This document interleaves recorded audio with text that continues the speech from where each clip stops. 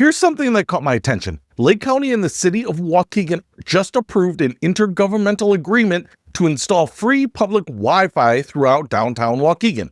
Today's episode is brought to you by Retiree Health Benefits. You know that moment when you're staring at a pile of Medicare brochures and it all just looks like alphabet soup? Part A, Part B, Part D. Mary from Waukegan felt the exact same way until she spent 30 minutes with Dave Flores. Now she says it was the relief she'd been looking for. Dave and his team don't just compare plans, they actually listen to what matters to you. Your prescriptions, your doctors, your budget. Zero cost, zero pressure, and at the end, you'll actually understand what you're signing up for. Call 847-849-0564 or visit retireehealthbenefitsgroup.com because Medicare doesn't have to feel like homework. Free public Wi-Fi throughout downtown Waukegan. It's being marketed as Lake County's first municipal public Wi-Fi partnership, and on paper, it sounds great. But let's be honest about what we're really looking at here, and more importantly, what is it costing? First, the elephant in the room. It's 2026. Most people with smartphones have unlimited data plans, like me. 5G coverage is pretty solid in populated areas like Waukegan. So who is this really for? The original pitch talks about tourists, remote workers, students without home internet, but let's reality check that.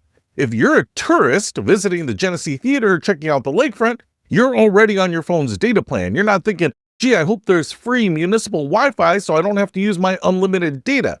That's just not how people make decisions about where to go anymore. Maybe in 2010, this would have been a draw, but in 2026, this isn't bringing anyone to downtown Waukegan who wasn't already planning on being there. And the remote worker argument? Let's get real. If you're working remotely and need reliable internet, you're not depending on public Wi-Fi in downtown Waukegan. You've got your own connection at home, or you're going to a coffee shop that has its own Wi-Fi. Public municipal Wi-Fi, especially outdoor networks, tend to be slower, less secure, and less reliable than what you'd get from your phone's hotspot or a business's private network. Now, here's the big question, and I couldn't really find clear answers. How much is this costing? Is this being funded by Lake County taxpayers? Is it by Waukegan residents specifically? Is it a one-time infrastructure cost, or are there ongoing maintenance and operation expenses? Who's paying for the equipment, the installation, the bandwidth, the security monitoring, and the inevitable repairs and upgrades? These are not small questions. Municipal Wi-Fi projects can run anywhere from tens of thousands to hundreds of thousands of dollars depending on the coverage area and equipment. And that's just the upfront cost. Then you've got monthly ISP fees, maintenance contracts, security updates, and eventual hardware replacements. So when Lake County and Waukegan announced this partnership, taxpayers deserve to know what's the price tag, what's the annual operating cost, and honestly, what's the expected return on investment. A lot of people pushing for municipal public Wi-Fi say it's an economic development tool, and they usually cite examples from New York and San Francisco. But here's the problem with that comparison. New York City and San Francisco are massive tourist and business destinations with constant foot traffic. Waukegan is not. That's not a knock on Waukegan, it's just the reality. Comparing downtown Waukegan's foot traffic and economic activity to Manhattan or San Francisco is not a serious argument. And look, I actually like Waukegan. The Genesee Theater is legitimately great. The lakefront has potential. There are good people trying to make the downtown work. But let's not pretend that free Wi-Fi is going to be the thing that transforms the local economy or brings people flooding back downtown.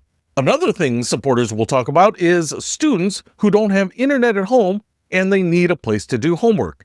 That's a real issue. But if we're serious about addressing the digital divide in Lake County, wouldn't it make more sense to invest in subsidized home internet programs, expanding library hours, or partnerships with schools to provide hotspots to students who need them?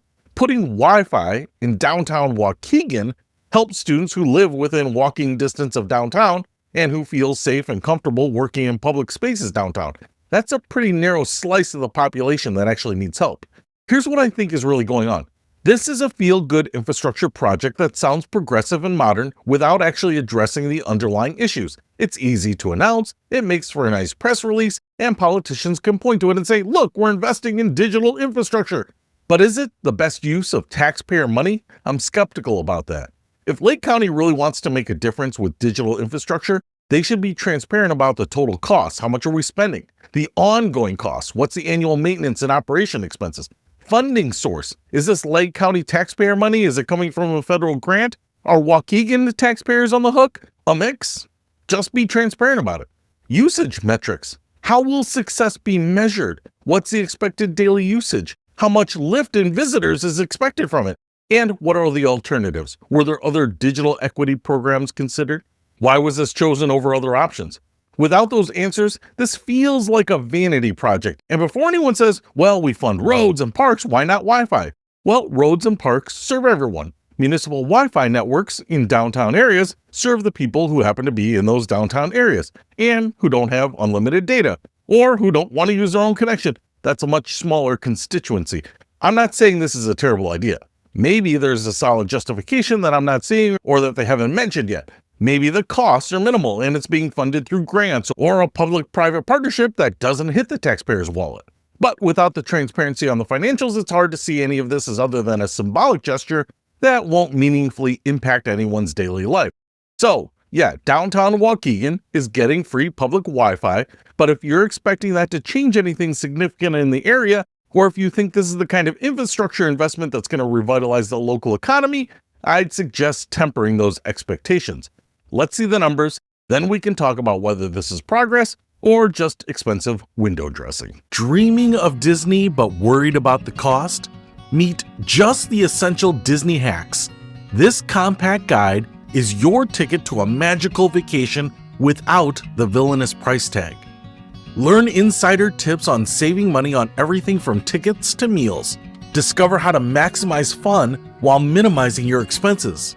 Don't let budget fears keep you from creating unforgettable family memories. Get Just the Essential Disney Hacks today and start planning the Disney trip you've always wanted at a price you can afford.